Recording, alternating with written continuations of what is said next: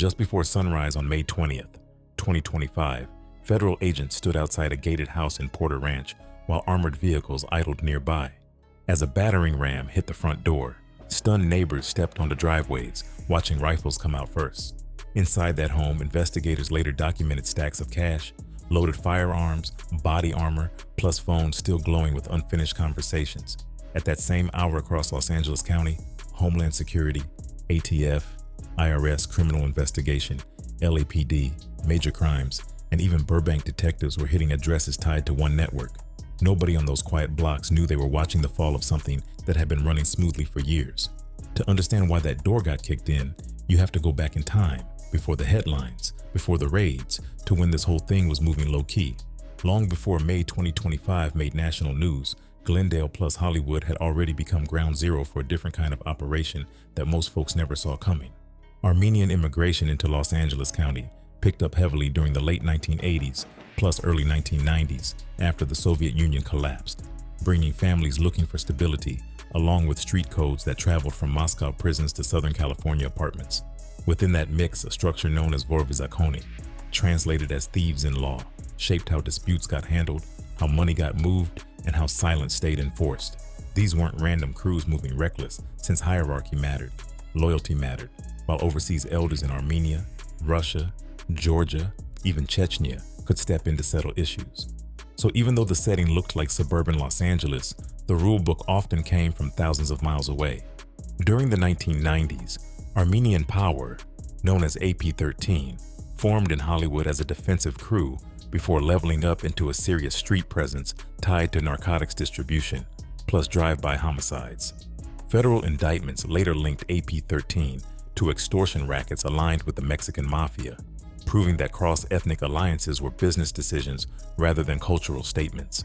That street-level aggression created a foundation, yet over time the hustle shifted toward white-collar lanes, where fraud pulled bigger returns with less noise. By the early 2000s, Armenian syndicates in California were running credit card bust-out operations, identity theft schemes, counterfeit pharmaceutical sales, plus illegal gambling rooms tucked behind legitimate storefronts. Those moves built a reputation for precision, patience, plus heavy profit margins that traditional street gangs rarely matched. Then came Armen Khazarian, a short but flashy figure who drove a white Rolls-Royce through Glendale while law enforcement tracked his movements quietly. According to federal filings unsealed in 2010, Khazarian orchestrated a Medicare fraud ring that opened over 100 fake clinics, using stolen identities of patients plus physicians to bill the government for procedures that never occurred. Investigators documented roughly $163 million in fraudulent claims, calling it one of the largest Medicare scams in United States history at that time. That operation stretched from Los Angeles to New York, involving over 70 associates who laundered funds through luxury condos, overseas accounts, plus casino gambling sessions.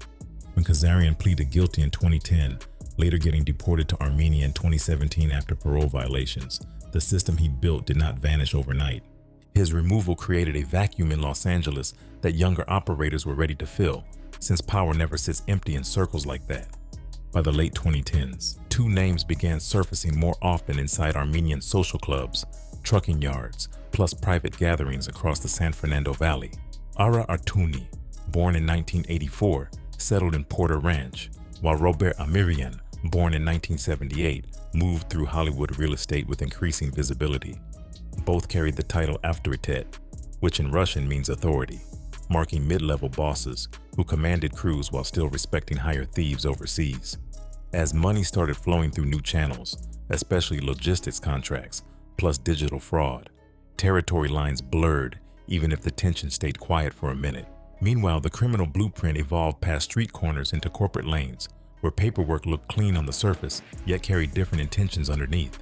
Court documents later revealed how shell companies, registered as legitimate carriers, could secure contracts with major retailers, blending into supply chains that seemed untouchable. At the same time, credit card bust-out schemes operated through sham merchant accounts, charging cards to their limits before accounts disappeared into digital smoke. That style of hustle required accountants, tech-savvy associates, disciplined drivers, plus strict silence across every layer. So while the public imagined gang activity as loud confrontations, the real engine ran through spreadsheets, trucking routes, plus encrypted phone conversations. Inside Glendale churches, plus coffee shops, elders still talked about old-school thieves who solved disputes with meetings overseas rather than gunfire in Los Angeles neighborhoods. Yet as revenue climbed, respect turned into competition, especially once tribute payments, territory control, plus profit splits entered the equation. When you stack that much cash across overlapping networks, somebody always feels shorted, even if nobody says it out loud at first. So what looked stable on the surface during the late 2010s carried tension underneath.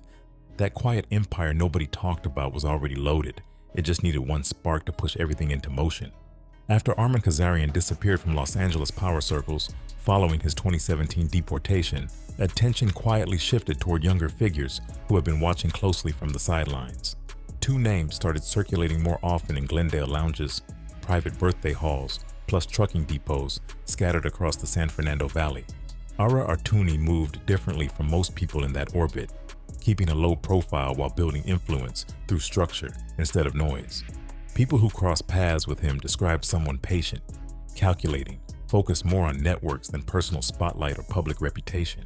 He preferred controlled environments, private meetings, and layered communication channels, which made his footprint harder to track even when the business expanded. Robert Amirian moved through those same spaces with a different energy that people noticed immediately, partly due to his ties inside the logistics world. He had a history of trucking routes, warehouse contacts, and distribution contracts, which gave him access to a different type of leverage entirely. While Artuni built influence through quiet coordination, Amirian developed visibility through lifestyle, relationships, plus physical presence inside Hollywood circles. Photos later circulated showing him posing with expensive watches, sport fishing catches, plus luxury apartments purchased under layered ownership structures. That contrast shaped how both men were perceived, since one represented controlled infrastructure while the other projected street-level authority with financial backing. Inside the underworld vocabulary they shared, both carried the label autorité, which meant authority, but sat below the legendary thieves-in-law overseas. That rank carried responsibility beyond ego, since authority figures handled disputes, collected tribute payments, plus managed crews operating beneath them. After Khazarian left the picture, fragments of his old network drifted without a central figure guiding decisions or distributing profits evenly. Smaller crews needed someone to answer to, whether for protection, arbitration, or access to higher circles that still held influence abroad. That vacuum made both Artuni plus Amirian natural gravity points, pulling different factions toward them slowly. By the late 2010s, loyalty started forming in layers instead of loud declarations, which made the shift easy to miss from the outside. Certain crews aligned with Artuni's methodical approach, especially those involved in fraud operations requiring structure, patience, plus operational discipline. Others leaned toward Amirian's camp, drawn by connections in trucking, cargo handling, plus street muscle capable of enforcing decisions quickly. Neither side publicly announced divisions, yet in private conversations, people began referencing affiliations more carefully than before. Even casual introductions carried weight, since mentioning the wrong name around the wrong audience could close doors instantly. Money naturally played a role once tribute systems resurfaced inside those circles that still respected old traditions from overseas hierarchies. Smaller operators were expected to contribute percentages upward, sometimes framed as respect payments rather than strict taxation. Questions about where that tribute should land started creating friction, especially when profits climbed higher through expanding fraud schemes. Some operators felt Artuni's camp demanded stricter loyalty in exchange for operational stability that protected long-term revenue streams. Others preferred Amirian's approach, seeing him as more flexible, more social, someone easier to approach without layers of gatekeepers blocking access. Rumors began spreading quietly across Armenian diaspora spaces, where community gatherings blended cultural events with business conversations happening under the surface. Inside banquet halls in Glendale, people started paying attention to who entered rooms together, who sat at which tables, and who left early. Church fundraisers, engagement parties, plus holiday dinners became places where undercurrents revealed themselves through the small social cues. People who once moved freely between circles now found themselves choosing sides without ever announcing it directly. That shift felt subtle, yet anyone paying attention understood something was rearranging beneath the calm exterior. Respect also played its part in ways outsiders rarely recognize, since perceived slights can carry more weight than actual financial disputes. Stories circulated about tense meetings where conversations ended abruptly, though details stayed unclear even among insiders sharing the gossip. Some claim disagreements started over profit splits tied to emerging logistics schemes, while others believe respect issues ran deeper than simple money arguments. No police reports captured those moments, yet whispers traveled through barbershops, hookah lounges, plus private telegram chats where speculation moved faster than facts. Each version carried slight differences, though they all pointed toward a growing distance between the two camps. Through 2019 and early 2020, the split remained mostly invisible to the public, existing more as tension than open conflict. Both men continued expanding operations, maintaining separate lanes without crossing lines directly or publicly, challenging one another. Law enforcement surveillance later suggested both camps were building resources quietly, stockpiling leverage instead of pushing confrontations into daylight. From the outside, Los Angeles Armenian circles still looked unified, still hosting shared events, still presenting a calm front. Underneath that calm, however, the foundation had already begun shifting, though the real break had not happened yet. The first real crack showed up during the early hours of July 21st, 2020, in a quiet Burbank neighborhood where nothing about the street suggested organized crime moving nearby. It was the kind of block filled with parked sedans, trimmed lawns, plus neighbors who recognized each other by routine more than conversation. Sometime after midnight, that calm got interrupted when a man moved toward a house where an Armenian couple slept upstairs, unaware of what was unfolding. According to later federal affidavits, the attacker entered wearing dark clothing, moving carefully through a home that still felt like a family space. What followed shifted everything, even though most people in Los Angeles had no idea yet. Inside that house lived Armen Sahakyan, along with his wife Diana Madanyats, both part of a tight Armenian community rooted across Glendale plus nearby areas. Court filings later confirmed that gunfire erupted in the bedroom while the couple slept, turning an ordinary night into a scene investigators would revisit for years. Sahakyan did not survive the attack, while his wife sustained critical injuries that left lasting trauma beyond physical wounds. Their children were inside the home during the shooting, a detail that stayed mostly out of headlines but echoed heavily within community circles. That detail alone made the event feel personal, even to people who barely knew the family. The gunman himself never walked away from that driveway, since responding officers found Edward Lopez lying outside with fatal injuries from the exchange inside. Lopez carried ties to a Latino street gang, a fact that introduced a new layer many observers missed at first glance. His involvement hinted at something more structured than random violence, especially once investigators linked his communications to figures inside Armenian criminal networks. Early police statements framed the shooting as targeted rather than spontaneous, which quietly separated it from typical residential violence cases. That classification would matter later once federal prosecutors began piecing together the bigger picture. At the time, neighbors mostly processed confusion rather than clarity, since the setting clashed with expectations people hold about organized crime incidents. Burbank was not known for mafia-style hits, so the idea that a cross-ethnic contract killing happened there felt surreal, even to seasoned detectives. News coverage stayed cautious, reporting confirmed details without jumping toward broader conclusions that had not surfaced publicly yet. Community members held vigils, shared condolences, plus tried to understand how violence reached that level without warning signs. In those early days, very few connected the dots to the rivalry already brewing beneath the surface. As months passed, law enforcement quietly gathered more evidence, eventually connecting Lopez to individuals linked with emerging Armenian power struggles. Federal complaints later referenced phone numbers, message exchanges, plus associations tying the hit to circles that would dominate headlines years later. That slow reveal reframed the shooting from an isolated tragedy into the opening move of something larger still forming. Yet during 2020, most of that information stayed buried inside investigative files rather than public awareness. For the outside world, the story faded quickly, though inside certain communities, it never really disappeared. Around that same time, rumors began spreading that complicated the truth almost immediately, creating a shadow narrative running parallel to confirmed facts. One of the most persistent claims involved the shooter wearing a clown mask, a detail repeated in forums, podcasts, plus diaspora social media discussions. Some cited a Los Angeles Times feature referencing masked imagery, while others treated it like an established fact despite limited documentation.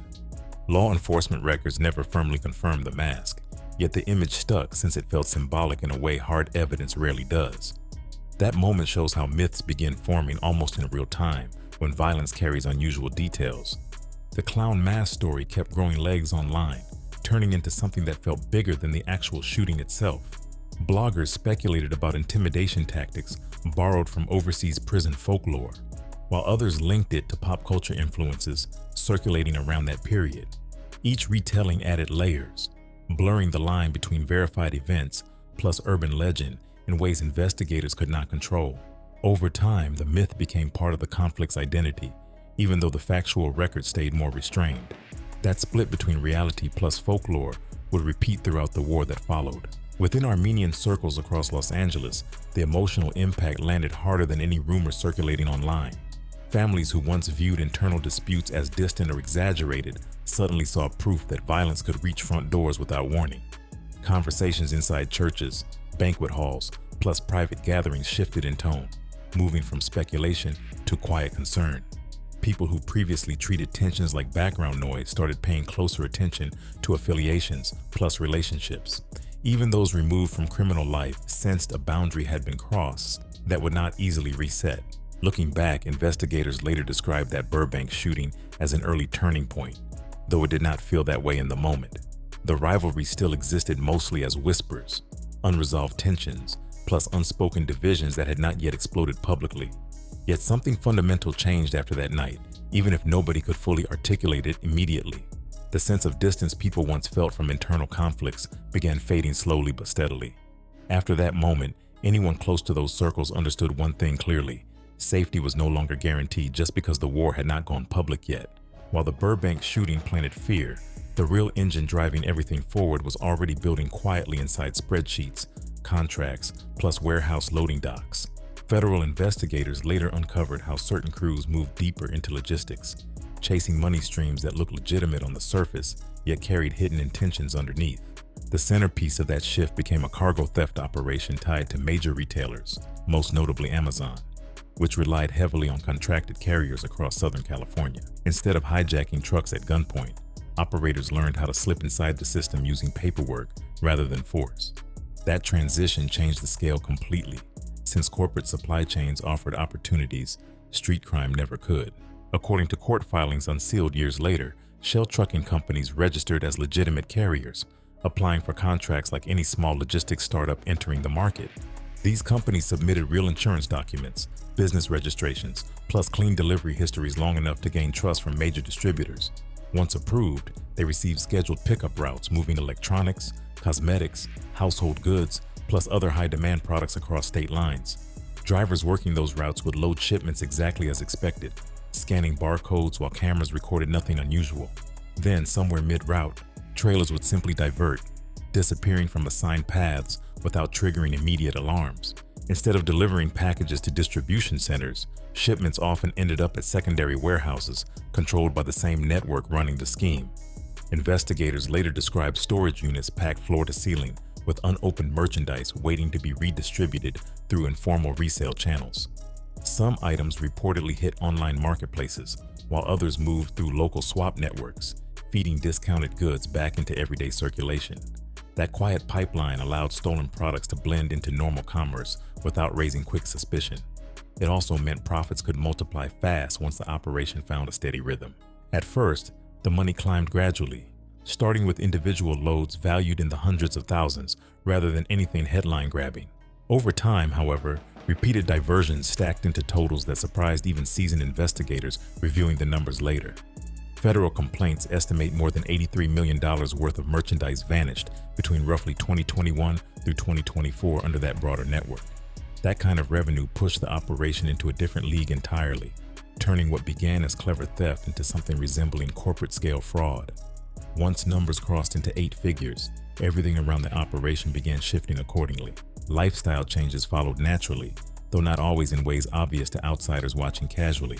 Some figures connected to the network upgraded homes in Glendale or Hollywood, purchasing properties through layered ownership structures that masked direct ties.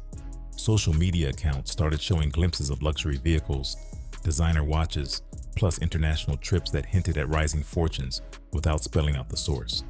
Observers inside those communities noticed the difference quicker than the public, since sudden wealth rarely stays invisible among people who know each other well. That quiet flexing added another layer of tension already simmering beneath the surface. Alongside cargo theft, parallel schemes continued feeding the same ecosystem, especially credit card bust-out operations that required less physical infrastructure. Those scams involved opening merchant accounts for fake businesses, processing large card transactions, then draining funds before banks could reverse the charges. Court records later described funds flowing through accounts connected to overseas jurisdictions, including Armenia, Cyprus, plus the United Arab Emirates. That combination of digital fraud plus physical cargo theft created multiple income streams reinforcing each other. Diversification like that made the network harder to dismantle once investigators finally began mapping its scope. As profits ballooned, internal dynamics shifted in ways money often triggers inside competitive environments. Tribute expectations resurfaced, since higher earnings meant larger percentages owed upward within traditional hierarchies, and some crews still respected. Operators began evaluating alliances based on financial protection rather than loyalty alone, asking who could safeguard revenue streams if pressure increased. That subtle recalibration intensified divisions that had once remained mostly social or personal. Financial gravity started pulling people toward whichever figure offered the most stability for their growing stakes. With so much cash circulating quietly, coexistence became harder even without open confrontations breaking into public view. The larger the profits grew, the more territory blurred between cooperation plus competition among overlapping networks. Deals that once felt manageable began carrying heavier consequences when millions sat on the table rather than smaller sums. By the early 2020s, the business side had transformed the rivalry into something more dangerous than personal grudges or respect disputes. Without anyone announcing it directly, the economics alone were setting the stage for conflict that could not stay quiet forever. By the time 2022 rolled around, the tension that had been moving quietly under the surface started pushing into public spaces where it could no longer stay hidden. Reports of scattered incidents across Glendale, plus the greater San Fernando Valley, began surfacing, though most early accounts sounded isolated rather than connected. One notable moment came in October 2022 when gunfire struck a residence tied to individuals connected with the growing rivalry.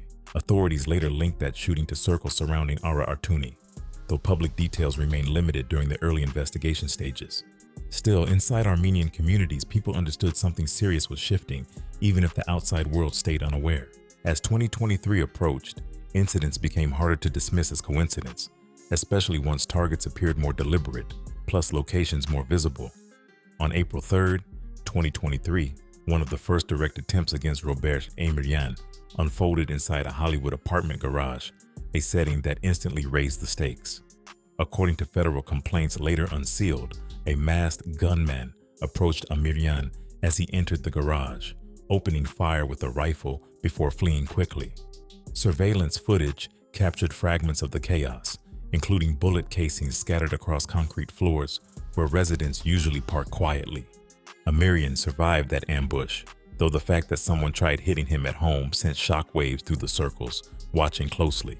Survival in moments like that carries meaning beyond simple luck inside underworld culture, since walking away from an assassination attempt can elevate someone's perceived status instantly. Stories travel fast in tight networks, turning near-death encounters into reputation fuel that reshapes how others calculate risk.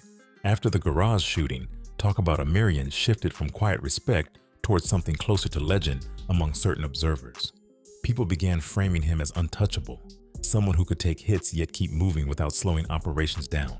That perception alone began altering how both allies plus rivals approached the unfolding situation. Meanwhile, paranoia started creeping into daily routines across both camps, as each side adjusted behavior in response to the rising danger. Individuals connected to either network reportedly increased personal security, relying on armored vehicles, body armor, plus rotating travel patterns to stay unpredictable. Witness accounts later referenced bulletproof SUVs appearing more frequently around properties tied to the feud. Even social gatherings began thinning out, since large public appearances carried higher exposure once violence escalated into residential zones. That shift marked a turning point where lifestyle adjustments replaced the casual confidence people once carried. Behind the scenes, law enforcement attention also intensified during this period, though most of it remained invisible to the public eye. Federal task forces had already been monitoring Armenian organized crime activity for years, But the uptick in violence pushed surveillance efforts into higher gear. Phone records, vehicle tracking, plus confidential informants began building a quiet map of interactions between figures involved. Those investigative layers did not make headlines yet, though they were shaping how authorities understood the expanding conflict. By early 2023, investigators were no longer viewing incidents as isolated crimes, but as pieces of a larger pattern forming steadily.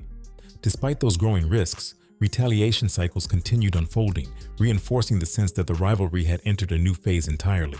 After recovering from the garage ambush, Armenian remained active, refusing to disappear from public view despite the obvious threat hanging over him. That resilience fed narratives circulating through street conversations, adding another layer of myth around his survival. Rivals watching from the opposite side understood that a failed hit rarely ends tension, since unfinished business tends to escalate rather than fade. In that sense, survival did not cool the situation. It intensified it quietly. By mid-2023, attempted hits were no longer rare anomalies, but recurring moments shaping daily decisions within both networks. The pattern of violence began stretching across neighborhoods, moving from isolated attempts toward a sustained campaign that felt increasingly coordinated. Each new incident added pressure, forcing participants to reconsider alliances, movements, plus communication methods. Conversations that once happened openly shifted toward encrypted channels as trust narrowed further. The entire atmosphere tightened gradually, like something coiling tighter with every passing month. What made this period especially volatile was the psychological shift that followed repeated failures to eliminate key figures. Inside conflicts like this, unsuccessful attempts rarely reset the board. They usually harden positions on both sides. Each miss becomes its own statement, signaling determination while leaving unfinished tension behind. That dynamic set the stage for a response that would push the rivalry into darker territory than before. The next move would not just escalate the conflict, it would change how the entire war felt moving forward. The response that followed did not land in public first. It surfaced quietly through law enforcement briefings that later revealed how far the conflict had already gone. In early June 2023, federal complaints describe how a figure connected to Ara Artuni's circle was abducted by rivals and taken to a residential property in Sun Valley. That house looked ordinary from the outside, sitting on a quiet street where neighbors later said they noticed nothing unusual at first glance. Inside, however, investigators would later document a scene that reshaped how the entire feud was understood. The event marked a clear shift from attempted hits towards something more personal and controlled. Authorities later recovered video footage from inside that property, showing the victim restrained while multiple men questioned him in Armenian. Reports described physical abuse that lasted hours, though official summaries focused less on graphic detail and more on the broader implications. The video itself became a key piece of evidence once investigators realized how deliberately it had been recorded. Unlike random violence, this incident carried planning, documentation, plus psychological intent aimed at extracting information. That distinction made the case stand out even among seasoned detectives who had seen organized crime for years. What shocked investigators most was not just the violence, but what happened after the victim survived long enough to interact with authorities. Even when confronted with evidence, including footage of his own ordeal, the man refused to identify the people responsible. Court filings note that he denied accusations, maintaining silence despite obvious personal risk. That reaction introduced viewers of the case to one of the most deeply embedded elements inside those networks. Loyalty codes often outweigh self-preservation, especially when cultural traditions reinforce silence as survival. Within Armenian criminal circles, influenced by thieves-in-law traditions, cooperation with authorities carries long-term consequences that extend beyond immediate safety. People raised around that code learn early that speaking openly can ripple across families, friendships, plus entire social networks. So even when evidence appears overwhelming, silence still operates as a form of protection rooted in culture rather than logic alone. Investigators later acknowledged that this refusal complicated prosecution efforts more than the violence itself. It demonstrated that dismantling the network would require more than just arrests, since cultural loyalty created barriers beyond legal leverage. That kidnapping did more than expose internal codes. It triggered another rapid escalation that unfolded within weeks rather than months. In July 2023, retaliation surfaced again, this time in a form that would circulate widely once details reached the public. Federal documents describe a shooter positioned in the bed of a pickup truck driving through Hollywood toward a property linked to Robert Armenian. From that elevated position, the gunman opened fire toward a balcony where Armenian and his wife were present. The setting felt surreal, even by organized crime standards, since it unfolded in a residential area where neighbors later recalled hearing rapid bursts echo through the night. Armenian survived that attack as well, though the symbolism of the moment carried heavy weight across both camps. The idea of a moving vehicle used as a firing platform introduced imagery closer to battlefield tactics than traditional street crime. Stories about that night traveled fast across social media, private chats, plus community conversations where details grew with every retelling. Each new survival added layers to the mythology already forming around key figures inside the feud. Yet behind that mythology, investigators were tracking patterns that felt increasingly organized. Around the same period, another detail surfaced that signaled how modern tools were entering a conflict rooted in old traditions. Authorities later recovered evidence suggesting drones had been used to scout residential properties linked to potential targets. That revelation showed a shift from purely physical surveillance toward technology-driven reconnaissance methods. Instead of relying only on human lookouts, operators were adapting techniques that mirrored tactics seen in other global criminal networks. The presence of drones added a modern edge that made the feud feel less like a relic and more like an evolving system. These developments made it harder for authorities to treat the violence as localized gang activity tied to one neighborhood or rivalry. The combination of filmed torture, coordinated retaliation, plus emerging technology suggested organization beyond impulsive street-level behavior. Federal agencies monitoring Eurasian organized crime had already been watching quietly, but incidents like these sharpened their focus considerably. Patterns began aligning with the structures seen in transnational networks, where hierarchy, loyalty, plus logistics intersect tightly. That realization marked a turning point in how the conflict was classified internally. By late summer 2023, the narrative had clearly shifted from isolated retaliation cycles into something broader and more structured. Investigators began treating the feud as a multi-layered operation blending traditional organized crime culture with modern tools plus cross-ethnic alliances. Each new incident reinforced the sense that the violence carried deeper roots than surface disputes alone. The kidnapping, the silence that followed, the truck bed shooting, and even the drone surveillance pointed toward evolution rather than chaos. From that moment forward, law enforcement no longer viewed the situation as neighborhood rivalry. It started looking like a network with national reach. As the violence escalated inside Los Angeles, the story began stretching beyond California, revealing how the conflict connected to older power structures rooted overseas. Federal filings later noted that Ara Artuni spent periods traveling internationally during 2023 and early 2024, with destinations including Armenia and the United Arab Emirates. Those trips did not generate headlines immediately, yet investigators monitoring travel patterns saw them as significant signals rather than routine business movement. Within thieves-in-law culture, international travel often carries meaning tied to hierarchy, consultation, or discipline. That context added another layer once those trips began appearing in official timelines. Some reports circulating in diaspora communities claimed Artuni met with higher-ranking figures during time spent in Armenia, though those claims remain difficult to verify fully. Federal documents avoid detailed descriptions of those meetings, yet they confirm that senior Eurasian organized crime figures still exert influence over diaspora networks. According to later accounts from law enforcement sources, Artuni returned from at least one overseas trip with visible injuries that fueled speculation about disciplinary action. Online discussions treated those bruises as proof of internal punishment, though authorities never confirmed the exact circumstances publicly.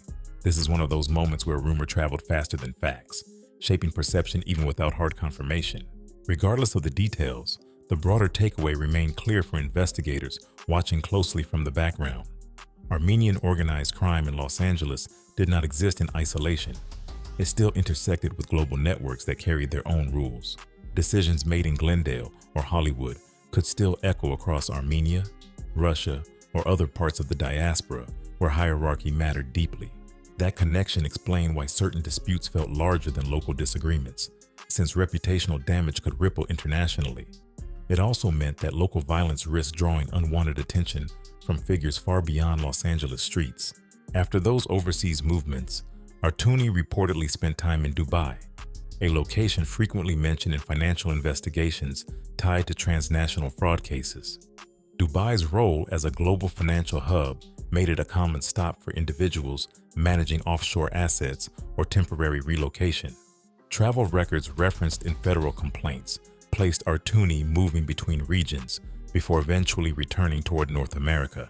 That movement pattern suggested someone navigating pressure rather than operating freely. For observers tracking the feud, those travel loops hinted at forces shaping events beyond visible street confrontations. Meanwhile, back in Los Angeles, the psychological atmosphere shifted as news of overseas connections filtered quietly through community circles.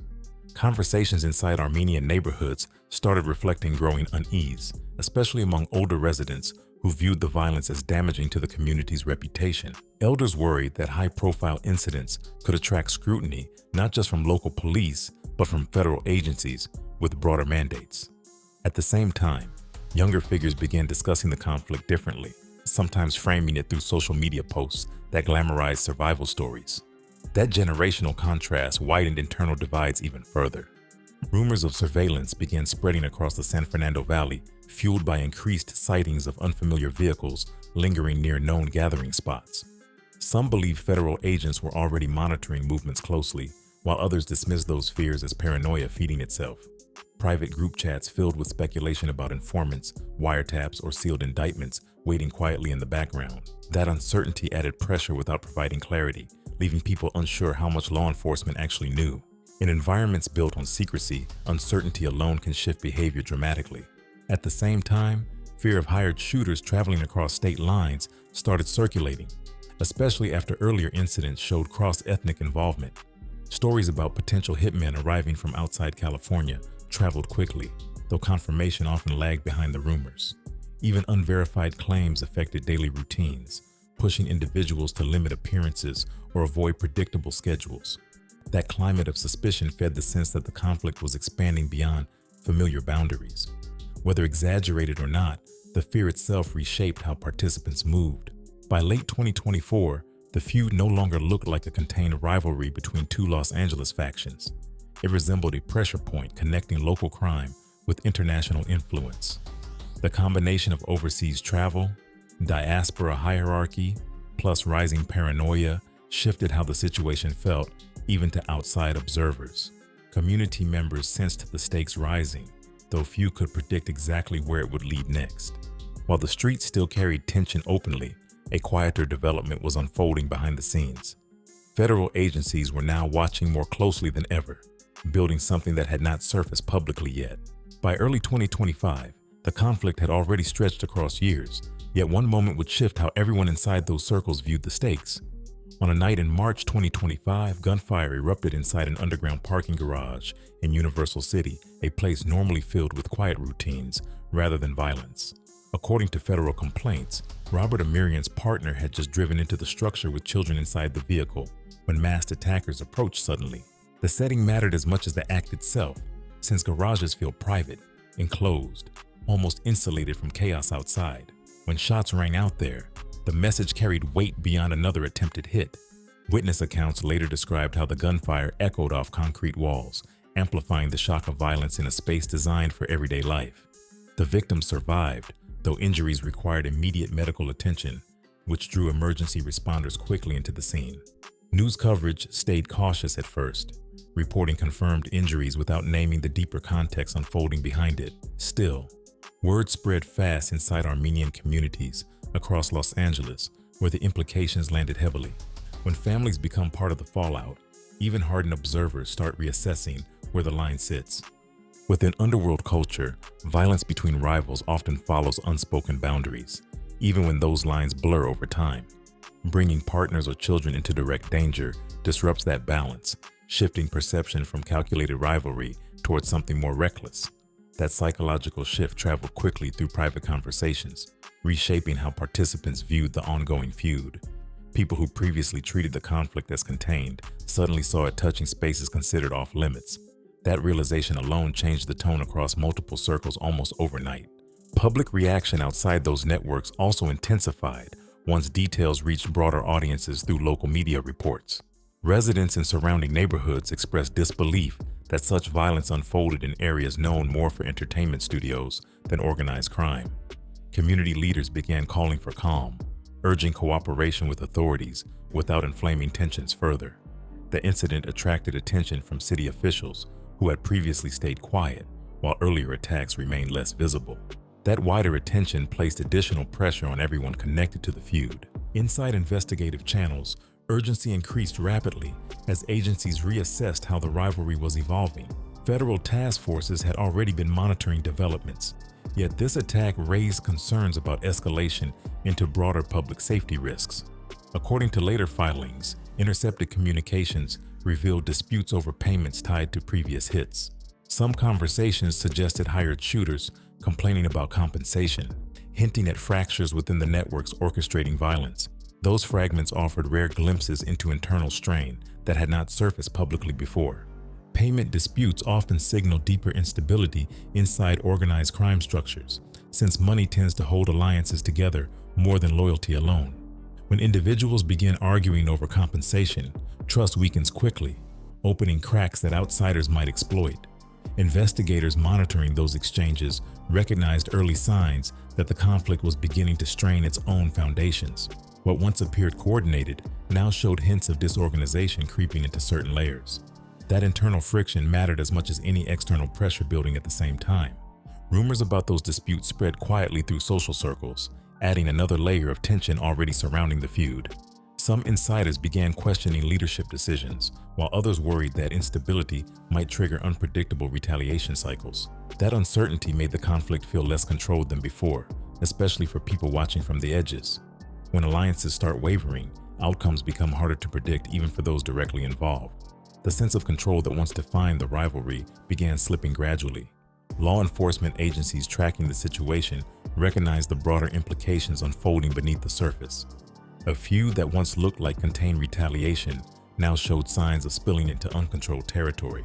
Incidents involving family spaces raised fears about collateral harm reaching people far removed from criminal life. That concern shifted the stakes beyond traditional organized crime calculations into public safety territory. Once that threshold is crossed, responses tend to change quickly. By late March 2025, the pattern was clear to investigators who had been mapping the feud piece by piece for years. Violence had moved from targeted strikes toward moments that carried wider social impact. Internal fractures were emerging, public attention was rising, plus the psychological boundaries that once contained the rivalry had eroded. Even participants inside those circles understood something fundamental had shifted, though few could predict the exact consequences. At that point, the conflict had crossed a line that would inevitably trigger a response far larger than anything seen before. When the raids finally hit in May 2025, they landed with the kind of precision that only years of preparation can produce. Just before sunrise on May 20th, federal agents moved simultaneously across Los Angeles County, executing warrants tied to what prosecutors later described as a transnational organized crime investigation. The operation fell under a broader initiative known as Operation Takeback America, which aimed at dismantling networks operating across state and national lines. Homeland Security investigations worked alongside the FBI, ATF, IRS Criminal Investigation, plus multiple local departments coordinating entries. Instead of chaos, the rollout followed a structured rhythm shaped by months of synchronized planning. Teams hit locations across the San Fernando Valley, including homes in Porter Ranch, Hollywood, plus other neighborhoods tied to figures already on investigative radar. Similar enforcement actions unfolded outside California as well, including arrests linked to Florida and Nevada that tied into the broader conspiracy. Tactical units approached properties carefully, securing perimeters before breaching doors to avoid unnecessary risk during early morning entries. Residents in those neighborhoods later described seeing armored vehicles, unmarked SUVs, plus agents wearing tactical vests marked with federal insignias. For many bystanders, it felt sudden, though for investigators it marked the culmination of a long build. Inside those locations, agents recovered evidence that reflected the scale authorities had been mapping quietly over previous years. Federal affidavits referenced seized firearms, including rifles plus handguns, along with body armor that reinforced how seriously participants treated the escalating conflict. Investigators also documented large sums of cash discovered inside properties connected to the case, alongside luxury vehicles parked outside. In some locations, armored trucks were recovered, underscoring the resources circulating within the network. Each discovery added physical confirmation to patterns agents had been documenting digitally for years. Arrest numbers began emerging gradually through official statements, revealing the breadth of the sweep. the United States Attorney's Office for the Central District of California announced that 13 individuals tied to rival Armenian organized crime factions had been taken into custody.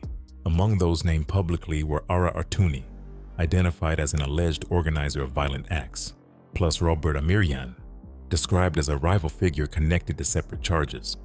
Additional defendants included associates arrested in coordinated actions stretching beyond California borders.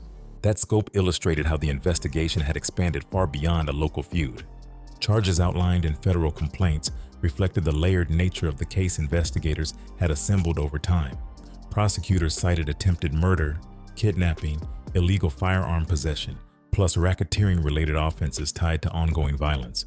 Financial crimes also featured prominently, including wire fraud, bank fraud, plus cargo theft allegations connected to large-scale retail schemes. One of the most striking figures surfaced in those filings, with authorities estimating over $83 million in stolen goods linked primarily to diverted Amazon shipments. That number provided a tangible measure of the operation's financial reach. Behind those charges stood an investigative process that had unfolded quietly for years without public visibility. Federal agents relied heavily on wiretaps that captured conversations outlining retaliation plans, financial disputes, plus internal coordination among participants. Surveillance teams tracked vehicles across multiple states, mapping movements that later aligned with key incidents already documented. Informants provided additional insight into internal structures, offering context that helped prosecutors connect individual acts into a broader conspiracy. Each layer of evidence was built upon the last, turning scattered incidents into a cohesive case.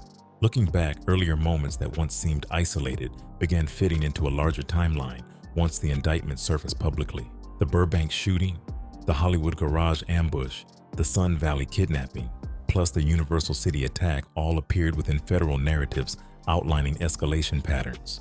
Investigators framed those incidents not as disconnected violence, but as chapters within a coordinated struggle for control.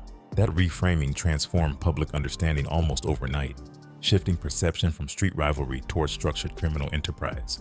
The story suddenly looked less random once all the pieces were presented together. Despite the dramatic imagery surrounding raids, prosecutors emphasized the procedural reality awaiting defendants once arrests were completed.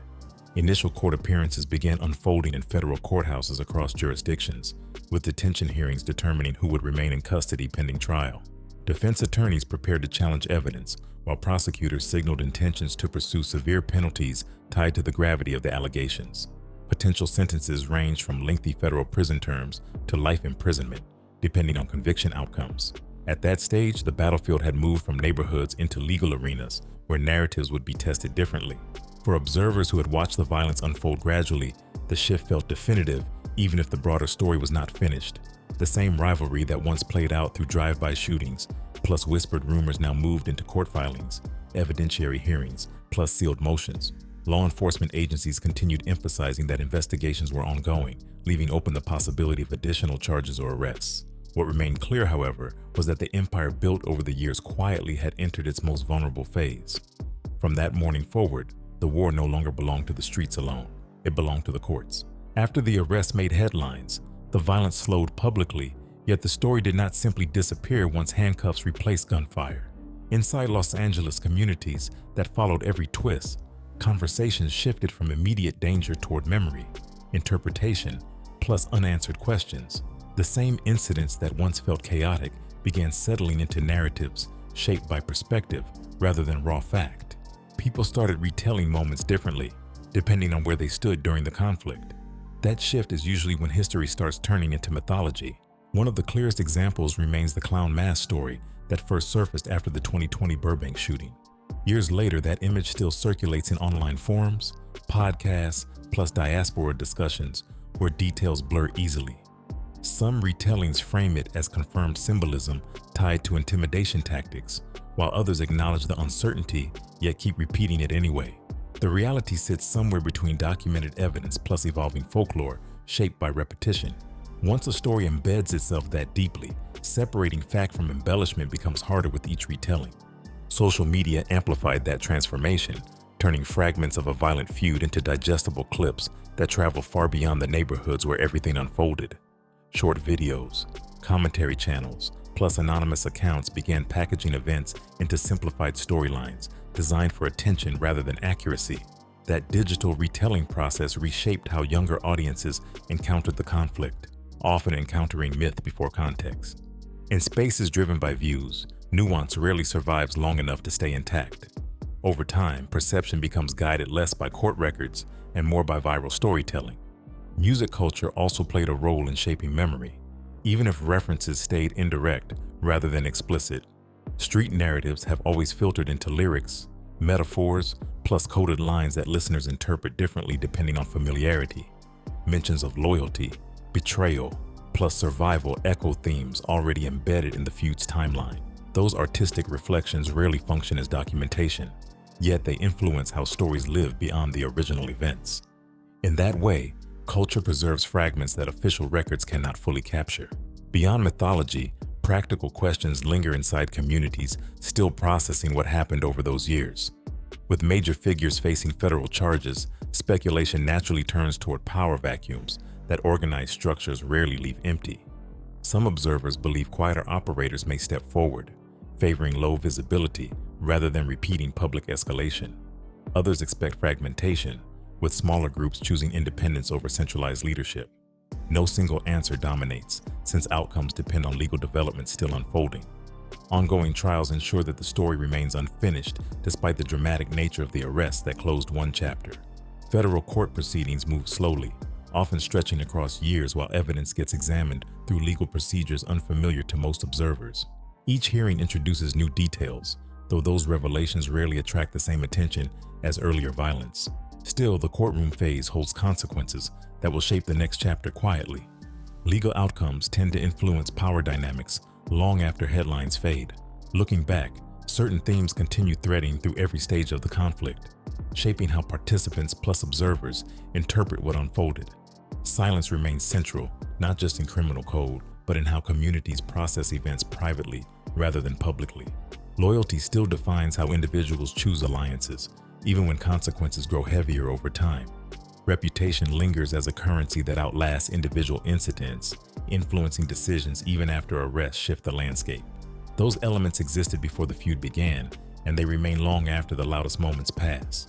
What makes stories like this complex is that closure rarely arrives in a clean, cinematic way that ties everything together neatly. Some outcomes will be decided inside courtrooms through verdicts that shape individual futures directly. Other consequences will unfold quietly in neighborhoods where people carry memories without sharing them openly. Networks built over decades rarely vanish overnight, even when key figures face charges that reshape the hierarchy. In the end, some chapters close with official rulings, while others simply dissolve into conversations that grow quieter each year.